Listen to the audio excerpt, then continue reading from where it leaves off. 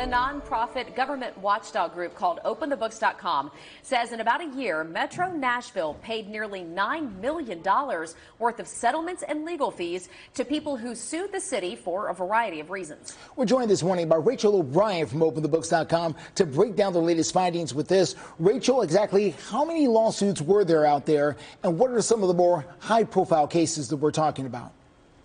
Yeah, so the $9 million that was paid last year and the first quarter of this year, that compared to $7 million in the preceding 16 months. So there were 170 cases of Metro being sued or Metro suing others. And so this includes various Metro agencies, the school district, school board, fire department, police, the Davidson County Prison. So in terms of prominent cases that focus on Metro government and its policies and programs, Metro spent over $300,000 fighting a lawsuit to stop implementation of that transit tax. Metro spent, in the last 16 months, $267,000 fighting in court against the state's plan to cut Metro Council in half, right? We hear a lot about both of those cases.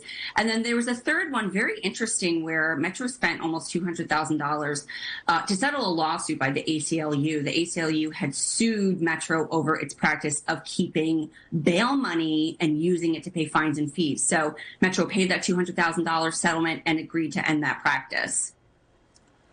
All right, Rachel, when we take a look at some of the other cases, right, and I know that there are several here, there were some others that had some pretty big payouts to the tune of like $300,000.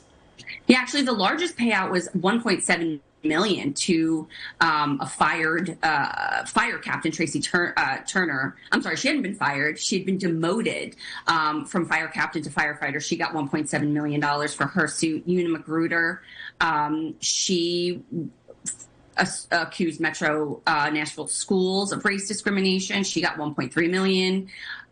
There were lots of other suits. There were 18 cases where Metro paid out between $100,000 and $300,000 in settlements and fees, including 4 cases where people died, where family members sued over the death of their loved ones.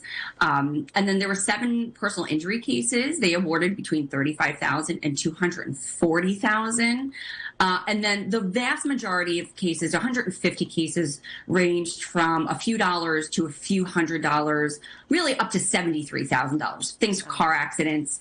A woman says police mistakenly arrested her for employment discrimination, that sort of thing. All right, Rachel O'Brien from OpenTheBooks.com. We appreciate your work. Thank you. Thank you very much.